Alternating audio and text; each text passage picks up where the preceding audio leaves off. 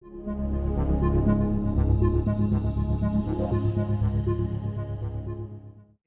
hey everyone, my name is Stefan Krastanov. I'm also from University of Massachusetts at Amherst. And I'll be discussing some tools we're building for simulating entanglement distillation circuits. So first, let's start with a quick introduction to the context we're talking about. So I won't go too in depth on the quantum mechanics here, but say we have two entities, Alice and Bob. Each one of them has a qubit, a degree of freedom that can support quantum superposition, and those 2 degrees of freedom that they have, those non-local degrees of freedom, they're in some entangled correlated state. And frequently it's convenient to represent the basis of possible entangled states as these A, B, C, D states. We'll be mostly focused on this first one, the state where they are perfectly correlated to either be both 0 or both 1, those 2 qubits. But due to noise, some other state might have been generated, one of the other 3. And for some background on that topic, there was a nice art installation at the Yale Quantum Institute that I helped set up a few years ago. That's a great introduction. If you're new to the field, you can jump on that. We made a whole sculpture representing a dilution refrigerator with qubits in it. Okay, so the problem is that these qubits can be noisy. Instead of preparing the desired entangled state 0, 0 plus 1, 1, this perfect superposition, due to, say, a bit flip, one of the qubits might be flipped, and actually the correlated state you end up with is 0, 1 plus 1, 0. So the goal of entanglement purification circuits or protocols is to guard against this type of errors. So what we usually do is we set up an entanglement distillation or purification circuit in which we have a number of entangled pairs, and we use some of the entangled pairs, sacrifice them in order to try to detect the errors in the other pair. So for instance, here we have Alice and Bob sharing 2 pairs now. This is the first pair, and this is the second pair.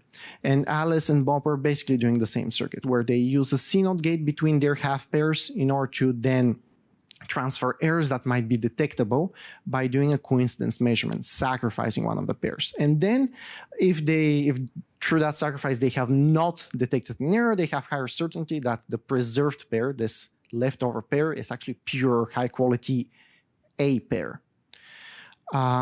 So one way to think about this is as errors propagating through a circuit. So here I'm plotting the half circuits of that Bob is running, Alice is running the mirror image of that circuit, and say that there is an X error. This gate that we're having here propagates that X error from the pair to be preserved to the sacrificial detector pair. And that way, by propagating these errors, you get to use one pair in order to detect errors on the other pair without having to perform non-local measurements. That's the difficulty here, that these are entangled states. You cannot just bring the 2 qubits together and check them for errors. That's why we're sacrificing that other pair. A more abstract but useful way to think of these entanglement distillation circuits is as permutations over the Bell basis. So here we have the 4 Bell states, but we have 2 pairs, so we have 4 times 4, 16 different possible states. And this circuit that we have here before the measurements, it basically performs this permutation of the Bell basis. It moves the state of pure, correct, no error, to again, the state of pure. Nothing interesting happens if you don't have any errors. But for all the other states, it permutes them. If there is an error on one of the pairs, that error might be moved to the other pair. And that, again, is the technique you use to do detection. So our state would be some probability distribution over this basis of 2 Bell pairs. Our circuit will permute the basis, and now we'll have different probabilities assigned to different states. And our coincidence measurement, for instance, a coincidence measurement on the z-axis, will select only for A or D states on the sacrificial pair. Basically, would cut half of the probabilities, and the hope is that the half the probabilities that are left, when renormalized, they lead to higher relative probability of having a pure, correct state. More pictorially, here is the hypercube of possible states of 3 pairs. So here, each axis corresponds to a state of one of the three pairs that we have. And the desired state is this here in the corner in green. But if we have one error happening on any one of these pairs, we have these blue states.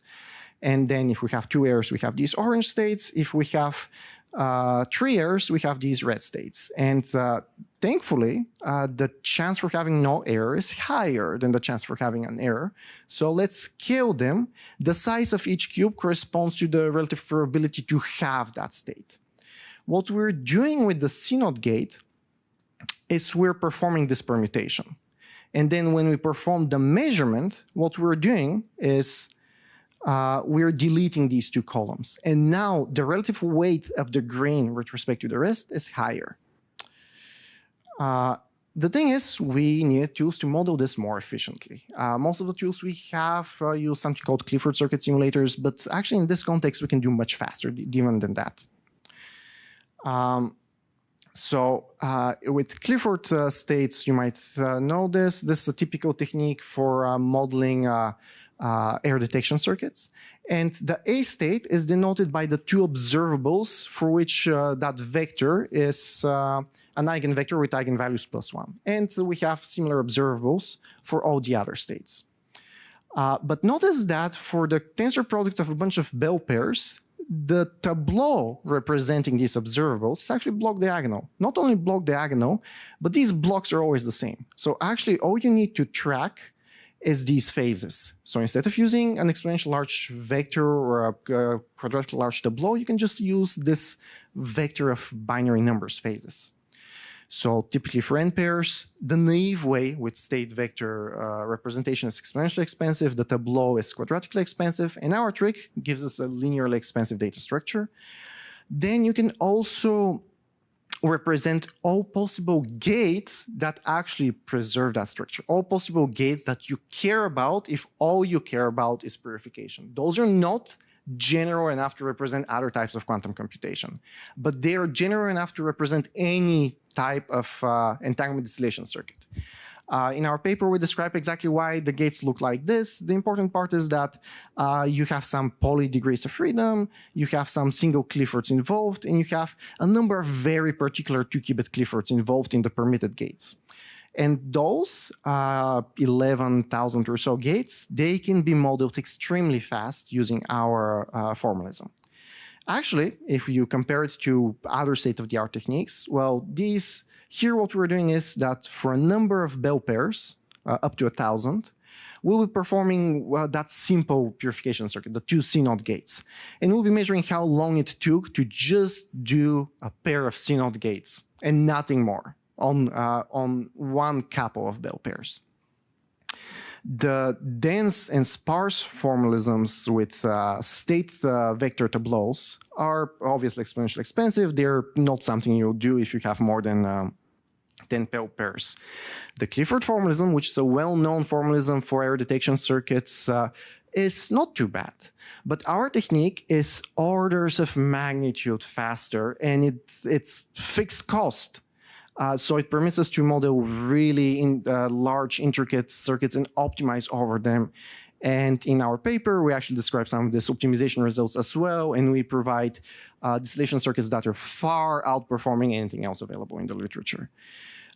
Here, the BPGates is the underlying simulator, and if you're interested in that type of work, please apply to UMass Amherst. And that's all I have.